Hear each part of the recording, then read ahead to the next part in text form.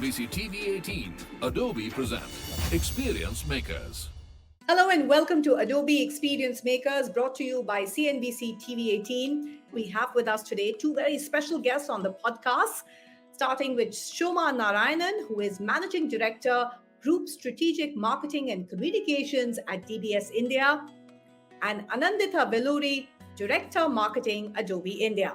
Thank you so much, Shoma and Anandita, for being a part of this podcast. Thank you, Paramita. Lovely being here. Thanks, Paramita. Hi, Shoma. Great to be here. Okay, Shoma, let me, throw the first one across to you. And really, it starts with the India story. And, just the other day, we saw about the kind of leap that OTT content platforms have actually taken in terms of subscriber base. We are seeing our internet users again leapfrogging, and it is said to be amongst the highest in the world. And we're clearly spending a lot of time watching and consuming, whether it is short form videos or content on OTT platforms or social media platforms. So, what's the backstory? I mean, give us a sense. I mean, why is it that we're seeing this explosion when it comes to demand for high quality content in India? There are multiple things contributing to this, of course. One is, as with many such tipping points, is the price point.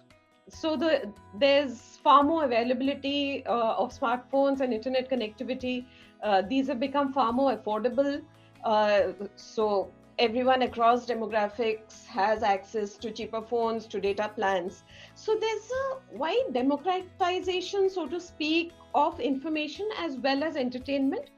So the type of content that perhaps was being consumed by your higher SECs is now available to a much wider audience. But because this wider audience has different needs, interests, levels of sophistication, the kind of content, even on exactly the same subject, so whether it's news, whether it's education, whether it's music, whether it's movies, there is now a lot of stratification in the kind of content people want to consume. And while, of course, like on a completely separate note, as a parent, I am deeply concerned about the time, especially young people spend on their phones and on the internet. The fact does remain that overall, this is a very positive development. People are getting access to information that could potentially be life-changing for them. So, yeah, overall positive. And for marketers, it's made our job so much more complex, but also so much more exciting. Right. I mean, as you said, from a parent perspective, and I echo that as well, it's clearly worrisome the way our kids are all glued to their various devices. But, it hasn't been a better time if you are consuming content, because there's so much of variety out there and it's all, as you said, stratified. But that brings me to the next question. And Anandita, of course, putting the lens on companies, because as Shoma said, it's made, the jobs for companies, marketing heads, all that much more complicated, and it means you need to have the right strategy to create that kind of focused content for your customers. What are your thoughts about what that strategy should shape up to be, particularly in today's digital age? It's an interesting question. So obviously, very clearly, and I go back to what Shoma really said. It's democratization of information. Over here, it's really, looking at democratization of content. So if I really look at it, content is genuinely fueling the digital economy, and there is absolutely no two doubts about it, and it's accelerating that.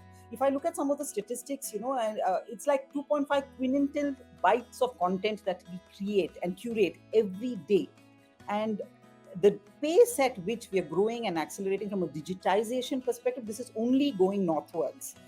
So if there's so much of data and content that we are consuming, I actually find it really surprising. I don't know if you people have given it a thought. I would like to believe that it's really a very, very important parameter, which is exactly what Shoma even alluded to. But for most organizations, this process is actually a little broken. It's a web of disconnected teams, siloed, angles and disconnected workflows, and systems. So for me, it's like, if you really look at it, what's really happening in this space? In my opinion, we've been looking at data, which is typically in my opinion, measurable metrics, quantifiable, properties, relation to others. These are the kind of things that we're looking at from a data perspective. For me, content is data with a context, and that's really where it's the other side of the coin. And a big part of, when we are talking as marketeers, we talk about creating these exceptional experiences. We talk about understanding the end consumer in really well, in creating impacts. For that, you really need to develop the content, and especially given the fact that we have now AI and artificial intelligence here with machine learning technologies playing a role, it becomes very, very increasingly important.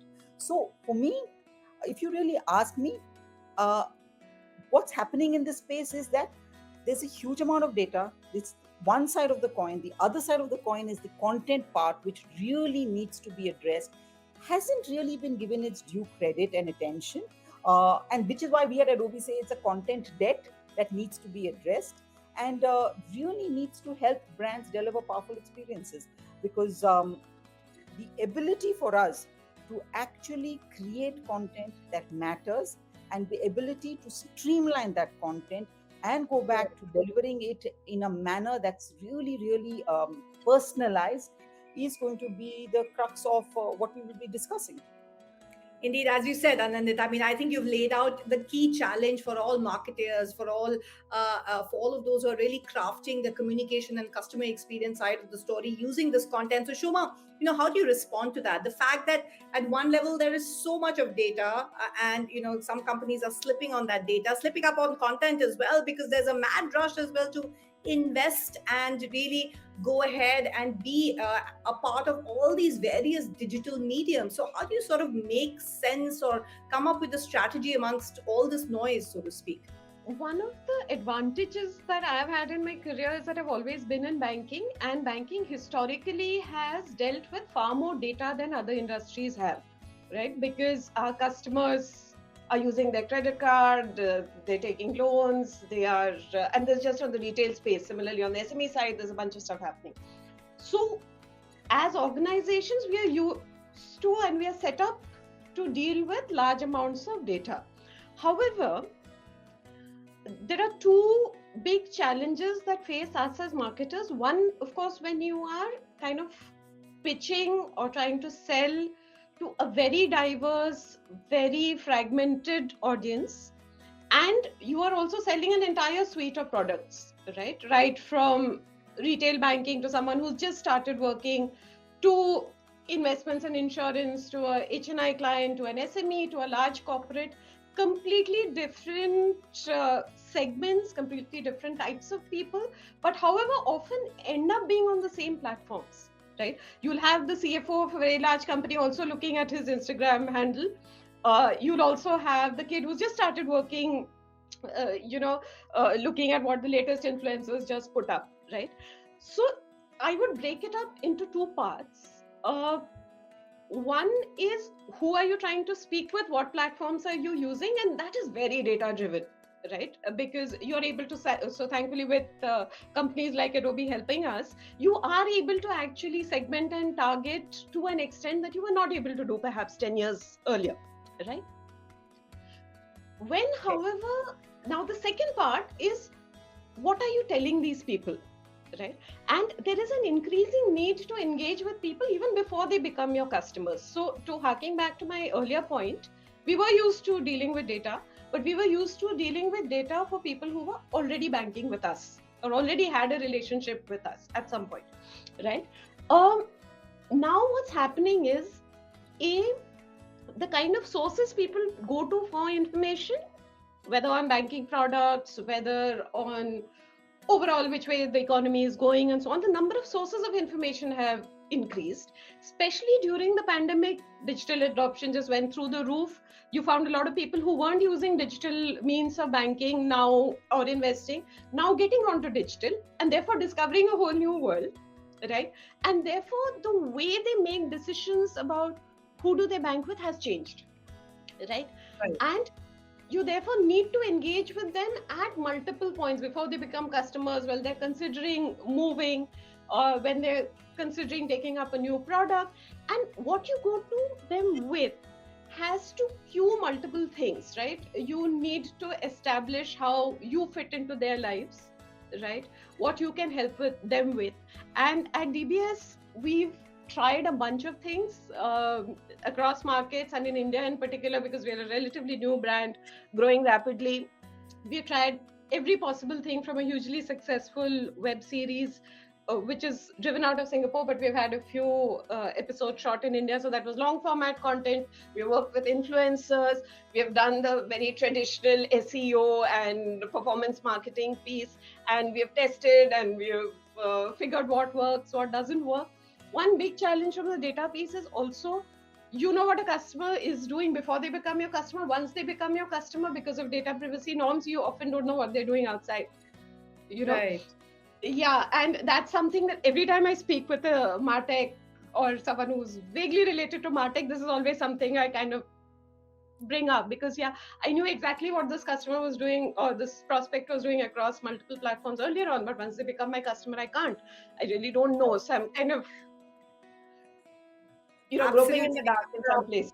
Yeah. Absolutely, because as you said, banking is of course governed by such strict, privacy laws, and you have the regulator as well dictating a lot of that. But you brought up some key themes about customizing the data and avoiding duplication and redundancy, despite the fact that the same customer is available and is really interacting with so many forms of the medium. Now, Anantita, how can, for instance, automation help in ensuring that it can actually free up a lot of these resources so it can be channelized in a manner which gives the kinds of dividend that banks such as DBS wants to see? I think, if you really ask me, it's a very simple process. And if you really go back to it, it's a problem of plenty. We all know that, we have just too much of data that's there. There are different forms of data. It's static, dynamic, visual. Now it's also becoming interactive, so by the time you have to deal with all these various formats, that various channels that Shoma just alluded to, I think creative contents are the assets and the foundations of great experiences. And technology is creativity's co-pilot. And this is something that I personally believe, because when you talked about automation, we are actually leveraging technology. So if you really notice, I think there are three areas. And for us, when we do content supply chain, when we talk about content, we sort of demystify how organizations really can eliminate this kind of redundancy and duplication and build a streamlined supply chain. There are three phases to it. One's the planning, production, and the delivery. So really, if you really look at it from a planning perspective, it really starts with prioritizing and optimizing, what you really want to do in the planning process. Okay, so if it is multiple work streams that you have to manage better, you need to use maybe templates and workflow management tools to streamline your approvals, and even driving your planning decisions using a data-driven AI model. So all that, you start with the planning phase and you streamline that first. When it comes to production, really, production is your empowering, and this goes back to the point that Shoma mentioned about democratization of information. We call it democratization of content, where you empower every individual within the organization actually to be able to become a creator and seamlessly allow them to create across platforms and collaborate with each other. And for that, I think you need basic tools and technologies, and obviously from an Adobe perspective, we have these tools and technologies that really create those seamless workflows, And the third part of it is really the delivery. So you've planned, you've got the creation, the production, and then how do you deliver that? And what we've seen from organizations that we've interacted with is really have a central repository of all your assets which are connected in terms of from a message to a creation. And these central repository then is helps in automating and delivering it across multiple channels, which are very responsible across sizing and variabilities. So I think that also helps in you addressing the personalization problem that Shoma was talking about, and tracking insights so that your next best action is a far more informed decision. So I think for us, we break it up into these three, and these are some of the three simple steps for anybody who's really starting out that they can look at. Shoma, how do you respond to that? That most of the times it's a bit like us coming from, television and film. I mean, you can add all the action sequences you want, but if you've got a bad script or you don't have a script, the film is unlikely to work. So similarly, how do you respond to that point that, if you don't have the right sort of plan, and where most importantly, you get all the stakeholders on board, then no matter what investments you do, particularly on the technology side, it's not going to reap those dividends. There is a budget that each of us as a marketer has to deploy. And for every dollar that you spend, right, and regardless of the channel, product, what company you work for, every dollar you spend as a marketer either should get your brand value up, or so increase awareness, increase preference, consideration, or should actually result in a sale, so incremental revenue of some sort, or should move you towards some kind of a strategic objective. One of the three, right? Otherwise, you ideally shouldn't be spending that dollar. So our job as marketers, and content is just one part of it, right? So there's a content piece, there's a tech piece, there is the actual, and again, because when you're looking at full funnel marketing, you're also looking at the process after you get someone in at the top of the funnel, right?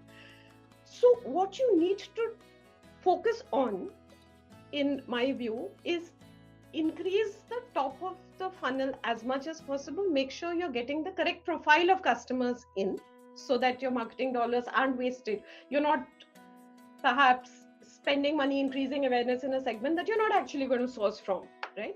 So focus that awareness top of the funnel piece in the correct place, and that's where the tech tools really help in the digital area. And there are other surrogates you can use when it comes to traditional media. Move to the next step, which is when you're trying to get in your incremental business, right? And again, depending on which industry you are, so an industry like ours also spends a lot of money on existing customers, right, through internal channels, so you do need to also need to balance that out and make sure that you're spending enough to get more customers into the funnel, you're reducing drop-offs, you're getting customers into your sales process, again making sure drop-offs are minimal, and finally converting them. And then once you've converted them, you are engaging with them and making sure that they continue to see value with you, they increase share of wallet, and there are like a plethora of tools available to help you in each of these multiple stages. What we've done at every stage is try and figure out which is the best tool for particular purpose. DBS specifically, of course, we use a lot of tools, including many of the Adobe tools. But because internal data is also super important and our own tech stack is extremely critical, so it's actually something that we say quite often and which still takes people by surprise, that we actually have more engineers in the company than we have bankers, right? Wow. Because, because we are digital first. We are trying to make sure that our products keep pace with how the market is evolving. But yeah, coming back to what we were discussing earlier, I think it's that main piece, that you make sure you're connecting with the correct audience and that you're staying connected with them throughout the sales process and after as well. And that's how you kind of focus your monies. Right. And Shoma, just your quick take. I mean, given the fact that, as you said, DBS is a relatively new entrant, and competition is rife in this space in India, and especially perhaps for the kind of customer, and I could be wrong, that you're also targeting. Given that, how are you sort of leveraging on some of these strategies and platforms and technology as well to really stay ahead of the game? Is it your in-house stack, which is the secret sauce in your ingredients, or is it something else? Is it a combination of things? It's a combination of things. And the tech stack is super important. The people serving our customers are equally, if not more important, right? Because banking, finally, even when done through digital channels, there is an element of trust and an element of needing to be reassured that the bank is providing you advice and solutions which are suited for you. So our brand promise is an extremely interesting one. We say we enable you to live more and bank less, right? And what we're trying to, we're not actually saying that we don't want you to bank. We're saying that we want to make banking fit seamlessly into your lives to the extent that it becomes nearly invisible, right? And that's across segments, across retail, and it's like, for example, when you're driving a car, you ideally don't want to think about the engine, right? So it's exactly the same about banking. People need banking, they may or may not actually need to speak with a banker, right? So the more seamless you are, the more embedded you are in what they need to do, the better it works. Now, how do you embed? Again, a lot of it is about the technology that you have backing your products and services, and there, thankfully, we are pretty advanced. Certain areas we are using AI, ML, blockchain based solutions. Then on the MarTech side, obviously we are using a set of tools, but again, like I said, for us, that is more the top of the funnel piece.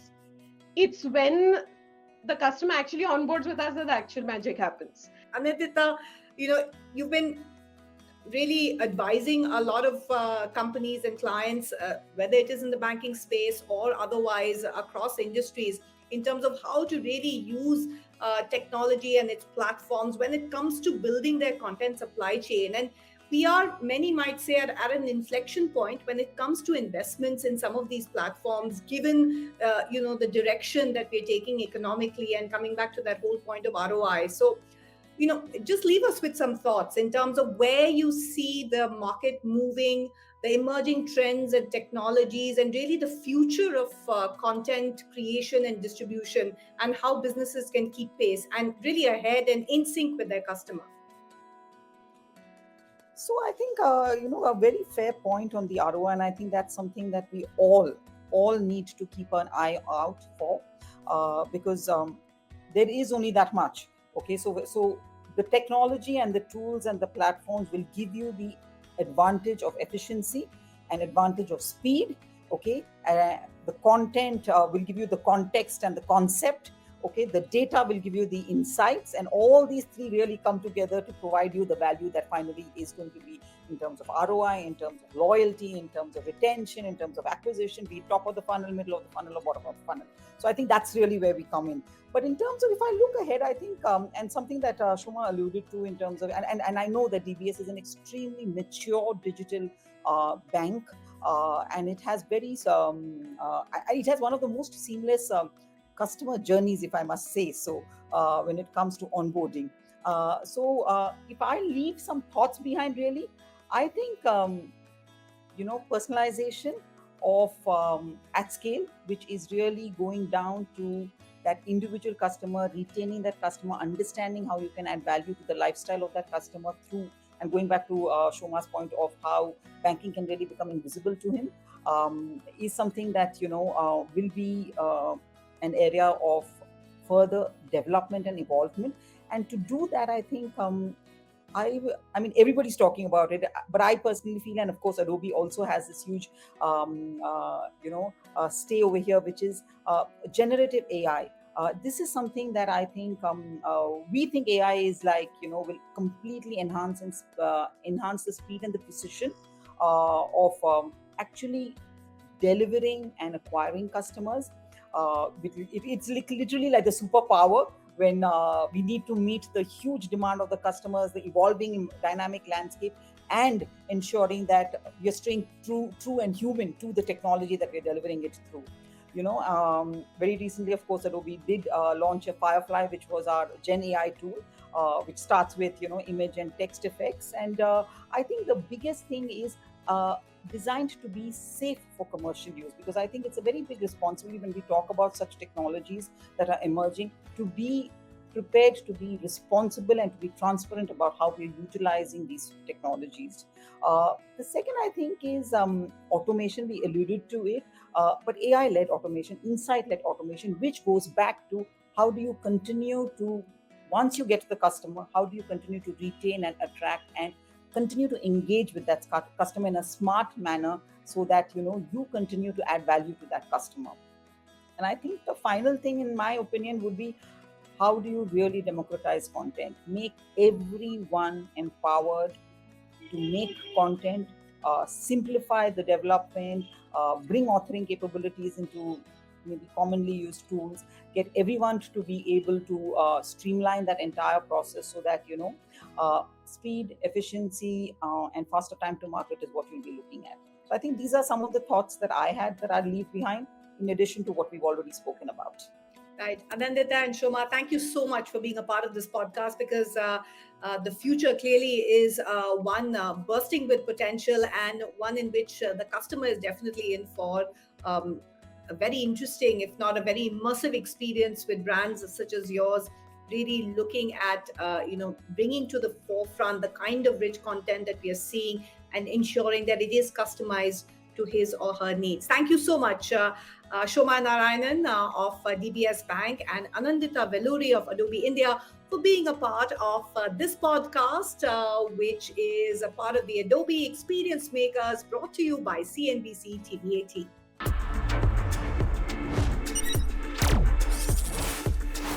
CNBC TV 18, Adobe present Experience Makers.